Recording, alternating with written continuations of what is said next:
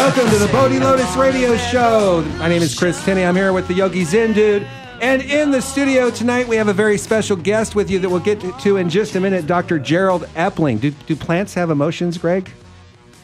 I forgot to talk to He's done mine the this research. morning. You've heard of Cleve Baxter, maybe, who did some research early on about plants and the primary causes.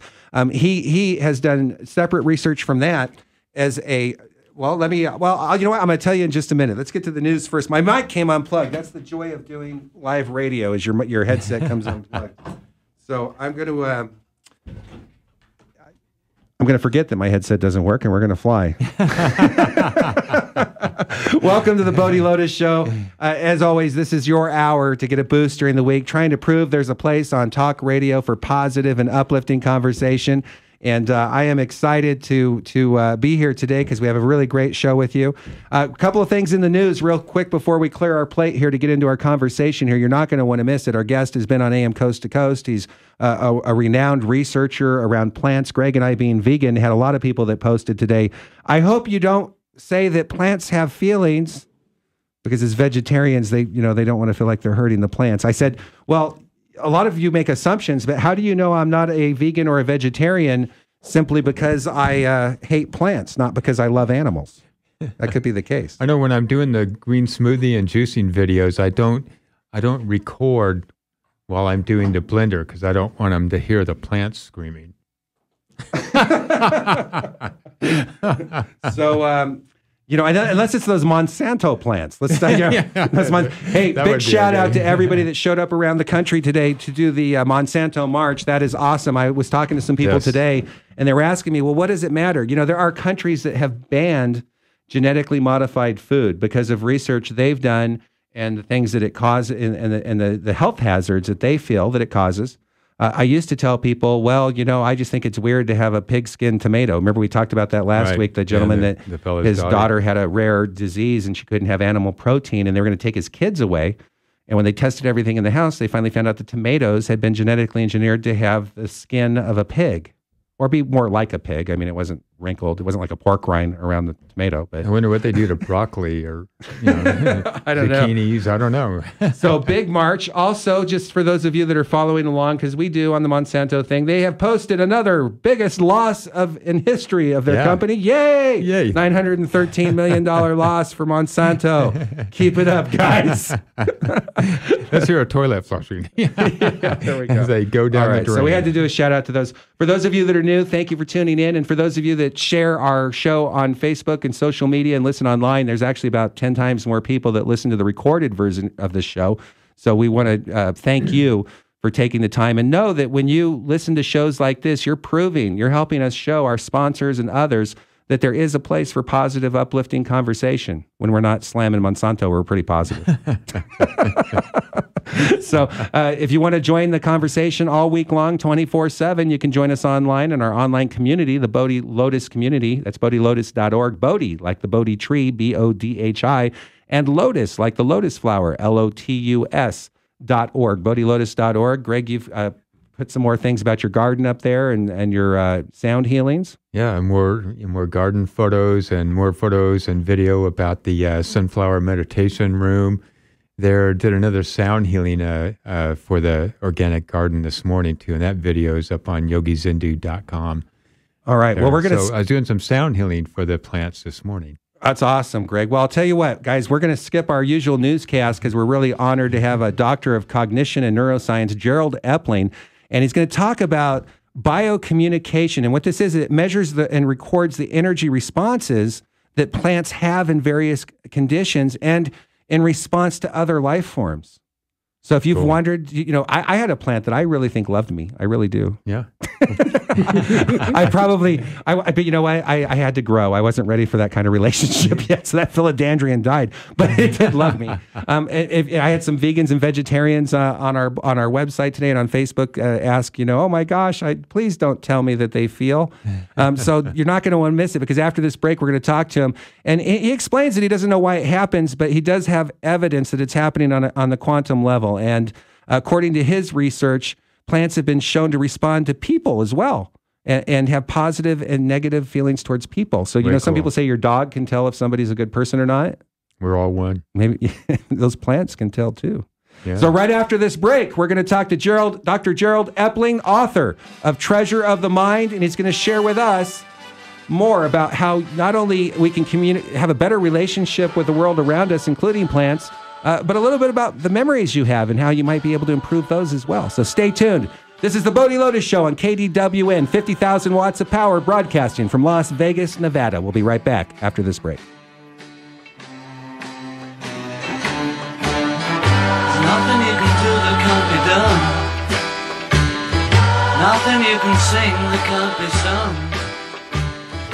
Nothing you can say, but you can learn how to play the game. What would you think if I sang out a tune? Would you stand up and walk out on me? Lend me your ears and I'll sing you a song, and I'll try not to sing out of key.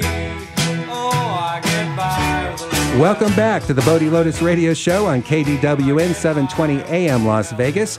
This is Chris Tinney, and I'm here with my sidekick, the Yogi Zen Dude, and Dr. Gerald Epling, a doctor of cognition and neuroscience, and he has done some amazing research around plants and their feelings. And I had some people ask me how this relates to Cleve Baxter's work and what did he discover. He's also the author of Treasure of the Mind. If you want to learn about how your mind works and how you can actually shape some of the memories that you might have that do affect you. I learned that from getting ready for the show. Dr. Gerald Epling, thank you so much for being with us today. Well, thank you for inviting me. It's a pleasure to be here on the air with you both. That's awesome. Well, share with me a little bit about what was your research? What surprised you most about what you discovered through your research? And maybe you can lay the groundwork by telling us what it was you set out to learn. Imagine that you lived in a world and you had no sound. You grew up with no sound, but you thought there would be sound. And then one day you got a cochlear implant and there was sound. How changing would that be? What would that do to your life? Wow. Big difference. That's the sort of change that came over me when I started following some of the research of Cleve Baxter. I knew plants communicated with me and other people. You go to gardeners' societies and you see people who have their plants, you know there's a communication going on. But I couldn't measure it. While I waited to get to a point in my life, and I didn't know I was really waiting for this, but I was keeping myself entertained, so to speak. I went and got a doctorate in cognition neuroscience, studied the brain and the basic level, looked into structures of the brain, the hippocampal formation, which is the seat of memory, and many other things. So I perfected my electrophysiology techniques. I could make a machine that would show the heartbeat. I could make a machine that would show the brain waves. And then here came Cleve Baxter around 2004, 2005, and he wrote a book called Primary Perception. And he had all of these traces that showed plants responding to people at a distance, plants responding to people in the room, plants having memory, responding to people who had damaged other plants. And I thought, this guy is really good. He is either telling a tale, and he's done a very good job, or he's telling the truth. And the more I read it, I realized he had to be telling the truth. His charts were clear, they were good, they were concise. So I thought, I'll replicate it. I didn't contact Cleve. I wanted to replicate independently. So I built my own equipment. And I replicated some of his research. One of the first things I did was wired up a collard green plant in my backyard. I love collards. You from the South? Yeah, actually, yes. I like them My mom fresh. used to serve me collard greens. Oh, that's why you're so bright. They are good for you. Oh, so I wired up this collard green, and I went out and I ripped off a leaf. No response. I ripped off another leaf. I chewed it. No response. I thought, oh my goodness, I must be a failure. This plant is not responding to me. So I tried different things, and the plant seemed to be fine with it. If I wanted to eat its leaves or cut them off, it was just not a problem. So I thought, well, Cleve got a really big burst of activity from a plant when he thought about burning a leaf. So I thought, well, I'll burn a leaf. So the instant I thought about burning a leaf, the plant responded. Wow. I knew I was successful. I had built the electronics I needed to get the response. That's just off a thought? Just off a thought at a distance. Yeah. I was in my Wow. house in the kitchen. The collard was wired up in the garden, and I had a buzz box on that was so loud I could hear it in my kitchen.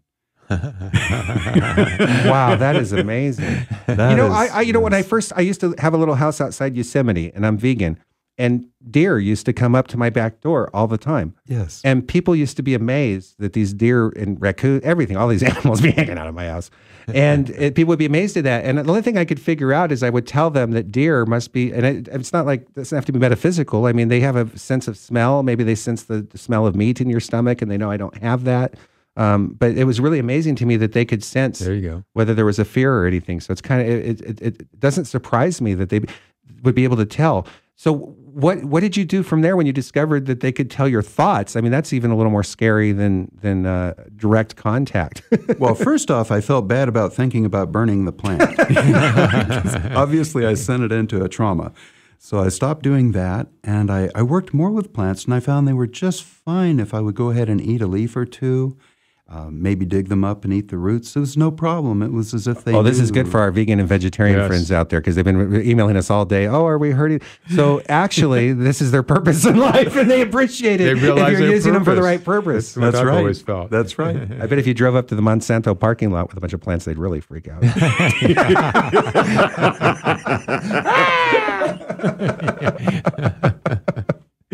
Oh, they might.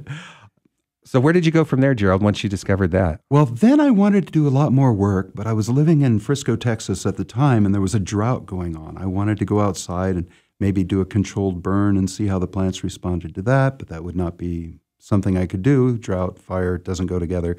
So I went to the local grocery store and I bought 2 small Dracaena plants. I took them home, and I was going to think of a lot of different experiments to do, because the plant seems to bond with the person that waters it. So you might want to get a measure before you water and afterwards. And while I was thinking about it, my wife came in, saw the plants, and thought, oh, those are dry. Put them in, gave them some water. So, okay, I decided these plants were part of the family now. Where we'd go from there. and I got some very nice responses from the plants. One plant was chatty compared to the other plant. Actually, much more responsive. Really? Yes. And the other plant was like, yeah, I'm here. I'll respond now and then. So, Okay, so are they go along with the astrological signs? Was it a Gemini plant? Or? Oh, no, that I don't know. Well, that's the next round of research. That is a great question. But it did constantly ask him what his sign was.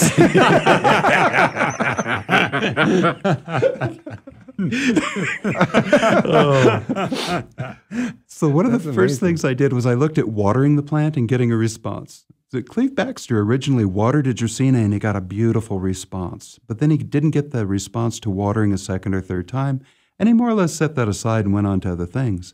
So I thought, here's how I can add to the science. I can pick up where Cleve set something aside and figure out what the water response is. So I watered the plant, and I got a beautiful response, and then I would come back 3 days later and water it, no response. So I started thinking, people who grow Dracaenas usually wait 7 to 10 days between waterings before they'll water it again. So I gave it some time. I gave it 7 days. I got a small response. I gave it 10 days. I got a great response out of these plants in this environment. So the response was telling me that the plant was thirsty and it was being satisfied. Then I thought, what would this sound like if I recorded it and then played it through the speakers? It sounded like a bird chirping. Wow. So now, how good. did you correlate so that was an electronic signal that you got from the plant. Yes. And then how did you correlate that to a audio sound? I took the electrophysiological trace, which is just little lines going up and down, and I transferred it into a wave file.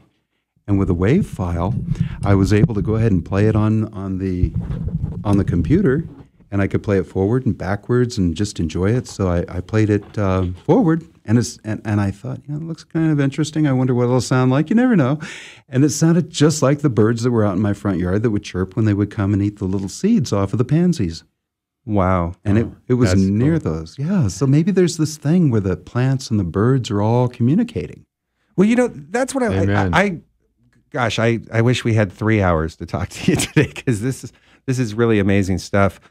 What does this tell us? The plants are able to tell our thoughts. They're connected. They're showing things that I guess we humans would call emotion. I mean, they're happier that they're being watered. They're not reacting. They're not feeling well when they're not. I mean, it really gives you a sense that we really are all connected in more ways than we know. And since we don't have a lot of time, I know you're also your doctorate was in consciousness and philosophy and kind of bringing neuroscience. What's the takeaway from this research that you feel that we should know? The takeaway from memory for me is you can look at things that affect memory, and one of the things that affects memory is location. If you're in a room where a memory was formed, it's more likely the memory will come back. Students are taught this. Go and sit in the room where you'll take a test, be comfortable there, maybe try to learn there. And then when you take the test, you're likely to do better than if you take a test in a different room or a different environment.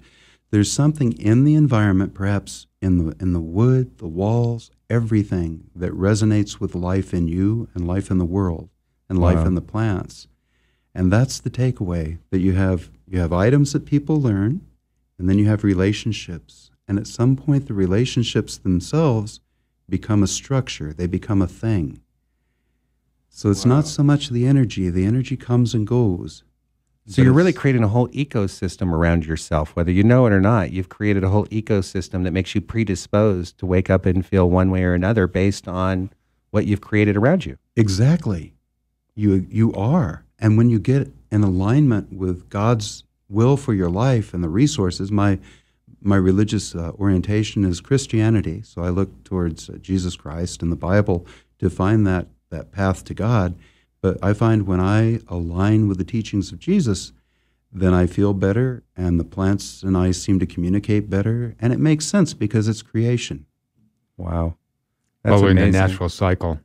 Well, Yes. I'm sure that the Christ consciousness, or somebody who's connecting with the Christ consciousness, that's an energy in itself that the plants would then feel when you're around them. And then they make a certain structure, and then you can create a good structure around you and for the world that you live in. Wow. That's amazing. That's science too, hey, showing about oneness. I do want to tell Too, people, if you want to helping call with in, you can call in 702-257-5396. I'm sorry I didn't get that number out at the beginning of the show, but I've just been so fascinated here. It's area code 702-257-5396. If you have any questions for Gerald, can we call you Dr. Gerald? Sure, that's Dr. fine. Gerald.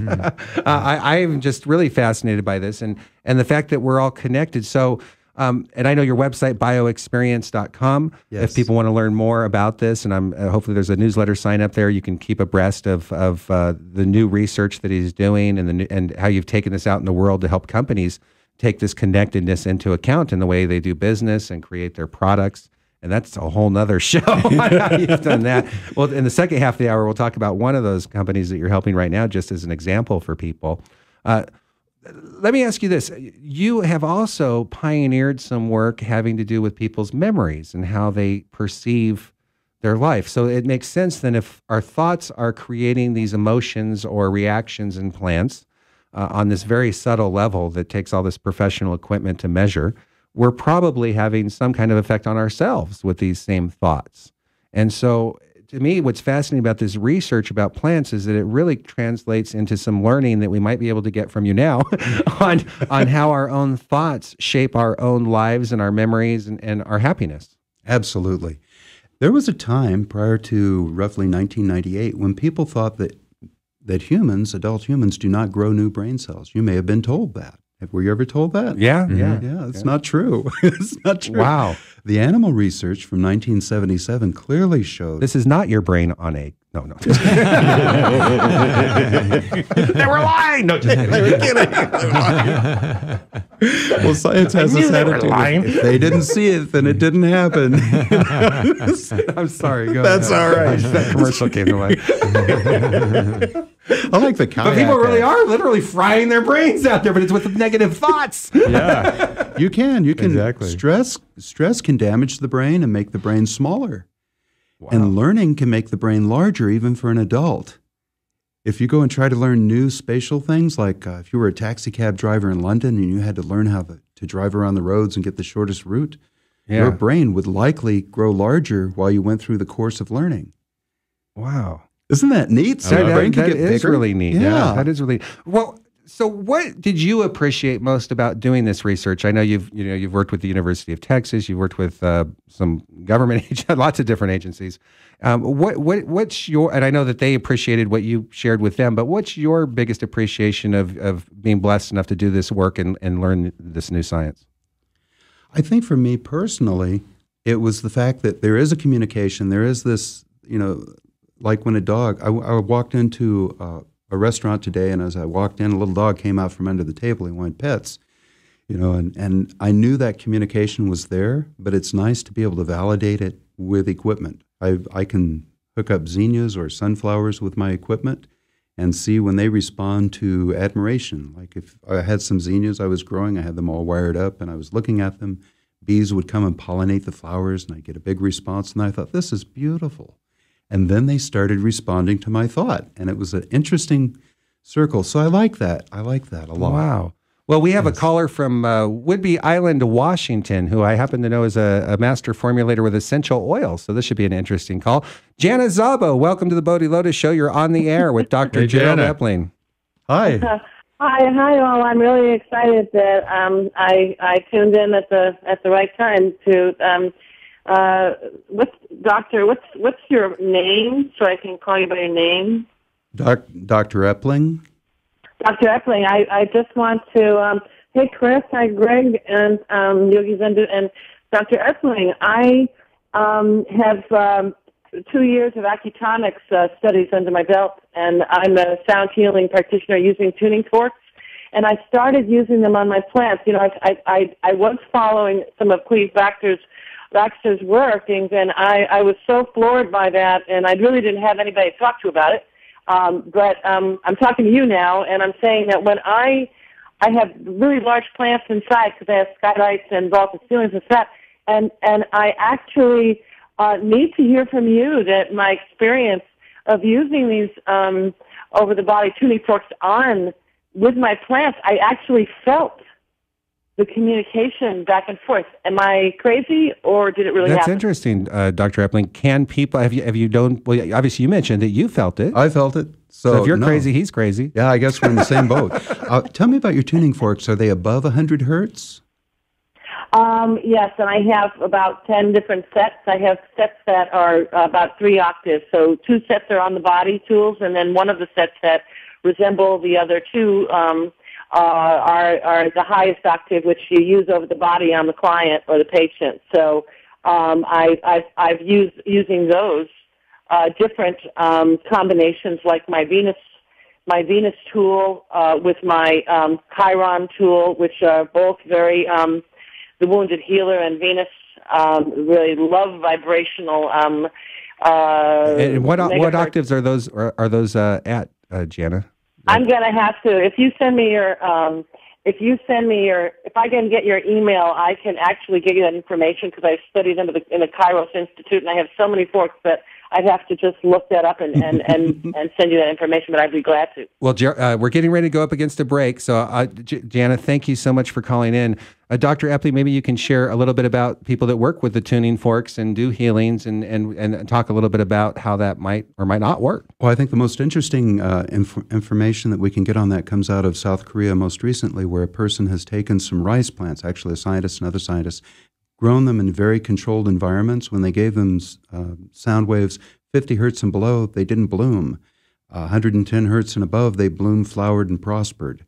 So there's wow. Definitely, and we can structure water with that, with the frequencies that I've developed some frequencies in concert with some other people that I work with who gave me some great insight. I applied it, went forward. We can structure water, and the plants grow better. That's awesome.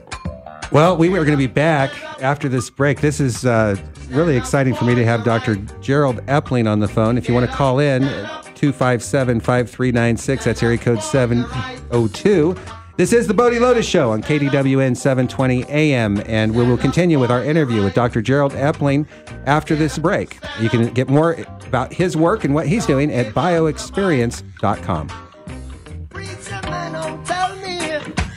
Heaven is under the earth. I know you don't know what life is really worth. Come on, get up, step. Blinded by the light, wrapped up like a listen to the runner in the night. Welcome back to the Bodhi Lotus Radio Show. This is Chris Tinney with my sidekick, the Yogi Zen Dude, here with Dr. Gerald Epling, talking about life, thoughts, how to be happy, and the oneness of it all. Amen. His groundbreaking research with plants and their ability to react to the environment around them and people is fascinating. And the takeaways that we get in how to live our real life is really, exciting me. I could talk about this. We could have hours on this show. One of the things I was real excited about to hear was the plants don't get upset when you eat them. Notice that it was his thoughts about burning them that got them scared or to react. And when he ate them, they weren't doing anything, which tells me, doctor, that they're happy. That's what they are, happy to nourish us. They are. They're very happy to nourish us. That is great. My beautiful wife, Taisha Tinney, calling in on the phone. Are you there, Taisha? Hi, can you hear me? Well, I'm sorry that I doubted you all those hours you spent in the garden talking to the plants. I told you. I got worried. Now I realize they really were talking to you. That's why all the flowers are always so happy to see me. No, they bloom. No, exactly. That's what he was sharing with us. I've actually had the privilege to hang out with Dr. Gerald, and the first thing he said to me when I met him, I said, "Oh, I'm Taisha," and he said, "You have a beautiful voice." And I just thought that was one of the sweetest things that anybody's ever said to me. I don't know why. Oh, come on. I've said some sweet things in 5 years. That's the sweetest thing in 5 years. I know, but I don't know. That wow. just touched me so much, and I thought that was so sweet. I'm just kidding. And that is. No, he's a very, very interesting person, and this research to me just confirms the power of prayer, really. The power of positive thoughts. Prayer. Yeah, people call it a lot of different things, but it is single-mindedness of mind, I guess. It really opens up creativity too, and how we can communicate with them, and the ways we can have fun. Well, doctor, let me ask you this: so, what things could people start doing immediately, maybe, to start feeling better about maybe some of their memories? I know that you mentioned in some of your research that I was getting ready for with this show. You talked about how people could reshape their past memories to see them in a different light. And there was some research going on how some people try to make people convince themselves it didn't happen. And that's what I really get upset with mantras. Like if you sit in the front of the mirror, I'm a millionaire. No, you're not. Is your subconscious stupid? No, it's not. You're not. You're lying to yourself. I mean, that's where I get it. And that's why, when I work with people, I always say, I'm in the process of becoming. I try and create a mantra that at least is truthful.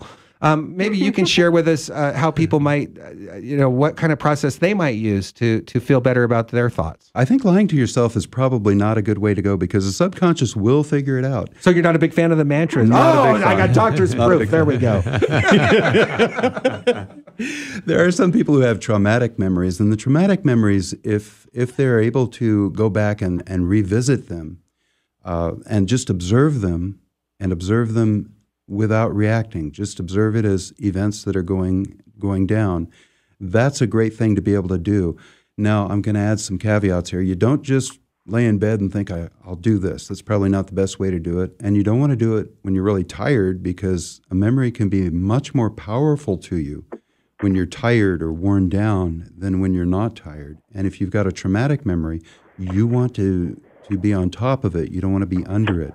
You don't want to let it depress you or bring you down. You want to be happy as much as you can. So you might want to take some B vitamins. You might want to take some rhodiola. You might want to take a little bit of astragalus. You might want to have some things to help give you good sustained energy if you're dealing with that kind of memory. And if it really bothers you a lot, don't hesitate to go get help. There are people who will walk through these memories with you. There's a fellow called Roy Masters. I think I may have heard him on this station. Outstanding gentleman. I've listened to him for years. Outstanding gentleman. Wow. It would be good to learn what he's got. That's one way. Now, you can also make good memories by being more alert, aware, and in present time. If you make good memories, if you start making good memories every day, in a week, you're going to have 7 days of happy things. And then I like that. Go back and review those. They overweigh the other ones. They'll overweigh them. And that's really the key. Wow, so you just really need to be more conscious of it. Yes. And deliberately create them. Yes. And then that, by the very nature of doing that, gives you more happy memories that then outweigh the others. And you can boost your energy level. You can do a number of things. One fellow told me you put your fingers around your thumb and you just squeeze it lightly, not hard, and say, "I feel great today." And when you say that, there's an energy that goes up on your skin. The skin energy goes up. You can read it with the equipment. And you do feel good, and you put yourself right in the mood to make a memory. That is exciting. Yeah. Well, that's good to know. You know, there's a lot of people. I actually had a post on my Facebook page. I've had several people that have committed suicide, actually, that I've been friends through Facebook. And I just posted, Right. well, please, if you're one of these people, you know, send me a message. And, you know, you are loved. We are connected. Let me tell you why you matter, you know. And I did get several responses, actually, from people that were reaching out. And if people had tools like this where they could learn, because people just literally don't know how to deal with depression. They don't know how to deal with these memories. That's I mean, years of, well, you're a licensed psychologist as well, right? I'm not a licensed psychologist. I'm a nationally certified psychologist. Okay. But I'm not licensed to provide services to the public. But I train the trainer. Oh, I that work sounds with really psychologists. expensive. That's a psychologist on steroids. Yeah. Train the. I gotcha. All right. So these are tools that people could use. Well, Absolutely. If you're just tuning in, you're listening to the Bodhi Lotus Show on KDWN 720 AM. This is Chris Tenney. I'm here with my sidekick, Yogi Zindun, and Dr. Gerald Epling from bioexperience.com, sharing with a research scientist, neuroscience, done a lot of world-renowned research that's just fascinating to me about how we're all one. That's what it really says to me, and underlying with all these plants. And we're talking a little bit about how you can shape the way you feel through some of these processes and the research he's done that you can learn more about at bioexperience.com. We also have one of our sponsors, a company called Anasa, that created a product that I was told could help in a lot of different ways. These adaptogens. I wasn't sure what an adaptogen was. And Dr. Epling, I know that you were involved in the creation of some of these processes or afterwards in helping clarify what they actually do for people. Maybe you can share with us a little bit. There's a product called Bliss that Anasa has come out with. That's ANNASA.com, anasa.com. And they claim that there's some ingredients in there that can actually help people feel better, help with stress. Could you share a little bit about those ingredients and why that product might actually help people with their well-being, with their thoughts, with their happiness? Oh, certainly. I like Bliss. I've tried it myself, and it's very good for me. Personally, I enjoy it. When you drink coffee, why do you drink coffee? Get that boost. Get that boost. Get going. You know? It's like listening to this radio show. It gives you that positive boost. Yeah, during the it week does. to get you through. And I like a good cup of coffee. It's nice. I get that. But there's also the crash that can come. If you have coffee and you put sugar in it, that sort of thing, maybe around 2 o'clock, sometime in the day, people receive a crash. They have the boost and the crash. Now, what I like about Bliss is there's no jolt. It doesn't start off with a jolt. Right. And there's no crash. But it gets your energy up. You remember I said you need to have your B vitamins together? You need to be aware and alert to try to make good memories? Right. Well, interestingly, when I look at Bliss and I read the ingredients, it has everything there to do that. It has D-ribose, which is a little bit of sugar just to kind of get you going a little bit. Now, the brain, everything in your body that does things runs on sugar, especially the brain. It runs on it. So it's good to take a little bit to get going. You might have a piece of fruit. There's sugar in fruit. But here you can take this Bliss and you get so much in that little capsule. You've got the D-ribose, you get going. You've got astragalus, it's an adaptogen. It's hard to say what it does because it seems to do what your body needs it to do. And that's really interesting. And then there's rhodiola rosea. What a beautiful root. You pull it out in the Siberian cold, and if it has kind of a golden glow to it, a little bit of rosy color to it, that's the best one. Oh. That rhodiola rosea, that will help you be alert. It'll help you, it's been reported to help people recover from exercise quickly and just to keep going. So you remember, I said if you can be alert, be in present time, be there, you can make good memories. Right. Bliss in a bottle. That's one way to really help you get there. It's a great product. Wow, that's really interesting because I know that with the rhodiola, Anasa gets it from a company that sources it from Siberia. It has to be harvested at a particular 3 months during the year. And I've actually had a really great response from this particular, because there's 22 different kinds of rhodiola. If it doesn't say rhodiola rosea, it ain't rhodiola rosea. They didn't go to Siberia. They didn't wait for that 3 months out of the year. They didn't pull that golden brown. It ain't. So, it really does matter where you get your stuff. And that's why we're really happy to welcome Anasa on board as one of our newest sponsors. And I thought I would ask Dr. Epling about it while he's here. Doctor, so it sounds to me that some of these plants that people could take, like rhodiola, and the ones that we know nourish us so much, really do have a relationship with humanity that we're only just beginning to discover, especially when you tell me that when we eat them, they're not upset about it. It's almost like they know their purpose. How much better off would we be if we all were born and knew our purpose? Life would be so much easier. You're right. But you look at a vegetable, they don't have the responses that people have. They don't have the energy levels that we have. I have to make special equipment to read their little responses. And, you might wait a week for another response. So, they're not that active. There's a reason they call them vegetables. Oh, wow. Oh, now the plants in the office here are getting sad. Joke. But it's okay. They're always there to do good things. You can have them help you with the air quality in your home. Airplane plants improve the air quality. They're wonderful. They're not people, and it's okay to eat them.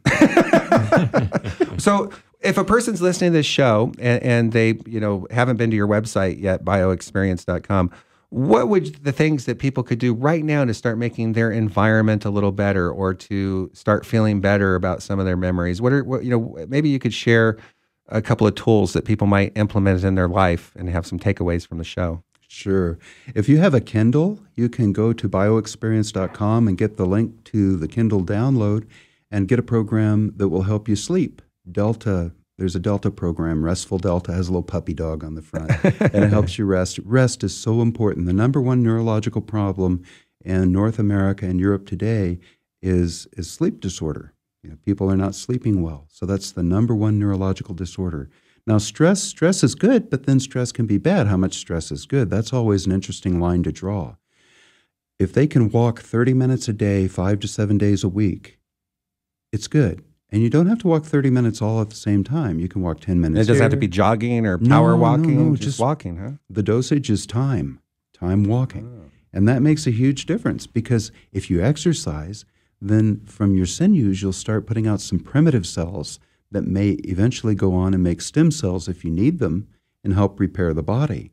Cool. And so supporting that renewal cycle is so important. Well, you mentioned stem cells. I'd be remiss if I didn't bring it up. Our sponsor, NASA, their other product is called the Stem Cell Blend. Maybe you can, I know people are spending thousands of dollars, tens of thousands of dollars. I wouldn't be surprised to hear hundreds of thousands of dollars from what I've seen, taking their blood out, washing it, putting it back in, all in some kind of effort to, and I don't really believe in embryonic stem cell research. So I've never really learned that much about it because I didn't like it to begin with. However, this is an all natural way to help your body stimulate its support of your stem cells. Maybe you can talk a little bit about why those are important and how this stem cell blend might actually help a human body do that. Oh, sure. Some of the body can reproduce by cell doubling, but a lot of the body reproduces by new cells growing. And this can come through stem cells. This goes back to the work of Gibbs, people in 1998 who gave this really big, shocking story that the human brain makes new stem cells even into old age. So you have these stem cells that you grow yourself. We're not talking about embryonic stem cells. So right. We just don't deal with that. That's not anything we support or deal with. But the natural cycle of the body renewing itself, a renewal blend, something like that. I suppose that might be what the stem cell blend is. It sounds like a renewal blend. Is that what it is? Yes, that was described to me, exactly. Oh, that sounds great. Well, that must be, when I look at the ingredient list on that, I can see how that would support the releasing of these primitive cells that can go on and they're theorized to turn into stem cells, which then help the body repair itself. So that looks like a wonderful product. Wow, that's amazing. Awesome. And one of the things I've seen in both of these products that I go way back into taking is the AFA. That I don't know why I've had so many people that when they take that particular ingredient, and they feel such a huge response from that. Maybe, and I've been told it's the most nutrient dense one cell thing, but I don't even know. Maybe I'll shut up and let the doctor tell me a little bit about. Can you tell us a little bit about that AFA product? Because I had some questions on the website about that. When you look at AFA and you look at spirulina, those two ingredients, they're nutrient rich. Many people who've done analyses will show that they have vitamin A and many other vitamins. They have high protein levels, maybe 50 to 63%, depending on when you harvest it. And more than steak. Yeah, it's good. Yeah. You know, that's what cracks me up. People always say, where do you get your, as a vegan, people always say, where do you get your protein? And I'm like, really? And they're usually like overweight, eating an ice cream. Don't you need your protein? I'm like, well, where do you get your protein? I'm getting more than you. When you start realizing 60% protein in kale, I mean, it's more than meat. People don't understand that. It's high, but you do have the issue when you're just eating vegetables. You probably want to have rice and beans or omega. Corn and beans. You want to have a balanced protein so that you can absorb it properly. And that's where our other sponsor, Hemp Inc., comes in. Because Hemp, big shout out to Hemp Inc., one of our other sponsors. With hemp, people don't understand, and that's not marijuana, that's not pot, it's hemp, folks. It's a plant, and it has all the omegas that the human body needs in the same ratio. And as a vegan, the omega-3s are one of the things I really work to get. And the hemp protein, I've just found that I feel better with that particular protein. I don't know why, but that's not a bad thing to supplement with as well. Hopefully you agree, because that's our other sponsor. Well, actually, it makes sense to me when I look at the alternative, the soys. I'm reminded of the work of Kayla Daniels, and she points out to an estrogen mimicking sort of thing that seems to be in soy, and she takes issue with that. So perhaps hemp doesn't have that. So that's what I need to ask Taisha. Did you have too much soy today? Luckily, she's muted. She can't reply. Well, it's just amazing to me how connected we are and how we can do these simple things that can really make a major difference in our life and our process. And I'm very interested in your faith. You said from a biblical standpoint, you've really come to understand that we are all connected and believe that we need to walk more softly on this planet, it sounds like to me. Maybe you can share, a doctor of consciousness, I'd be remiss if I didn't at least dabble a little bit on the edge of the meaning of life and what we're doing here. How does this research help you relate to your position on this planet and what you're doing? And how do you think we might learn from that? It helps me appreciate the energy that I have and the breath of life that I get every day, because there's no reason why any of this should work strictly from a bag of chemicals viewpoint. We shouldn't really be breathing just because we're this arrangement of chemicals. There's something there. And when I look right down into the brain cell, I think I could take a brain cell and I could lay it across a hair. Let's say you take a hair off your head and you stretch it out. If you could take a brain cell and lay it across the width, that's almost as long. That's actually, the brain cell would fit nicely in there. Wow. Little bitty tiny things. So inside that brain cell, you might have water and calcium together, and some sort of electromagnetic field reaches out when that little calcium with the water migrates over to the edge, and it strips the waters of hydration off of the calcium. The calcium pops through the membrane, and boom, you've got a heartbeat. Now, how did that happen?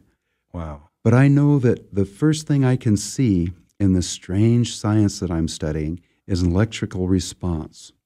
But there's something that happens before the electrical response, and I'm getting closer and closer to being able to identify and measure that every day.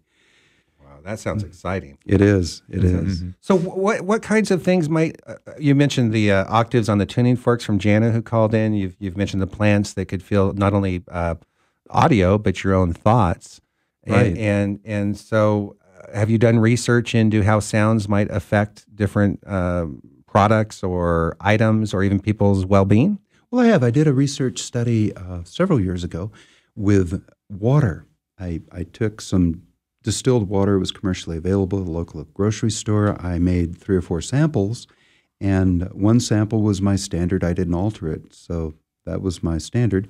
I took the other sample and I agronified it. It's a treatment with electromagnetic and radio waves and sound waves to make the water do some different things. And I think it changes the structure of the water. That's my opinion. And I used that water, and I put some mint cuttings off the same plant, about the same height, about the same cuttings. There were other things I did, but these are the two that are really interesting. I put the mint in there, and I watched it grow. In the untreated water, the roots started to grow longer than the roots in the treated water. And I thought, oh, well, it's not growing well. And then I looked at it, and I thought, oh, but look, the top side looks as good or better than the other plant. So then I thought, wow, it must be getting more out of the water with less effort because the water's that good. Wow. So with less effort. It's just blossoming with less effort. Yes. Wow. It's like new fossil water. It's like going back to a primordial time when the water was more bioavailable, bioelectromagnetic availability.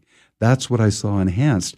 So when I was done, I couldn't just throw the cuttings away. I mean, I'd done my research with plants where you could throw them away. You can't do that. They're plants. They're living. So I put them in little pots, and I'd water them, and they grew.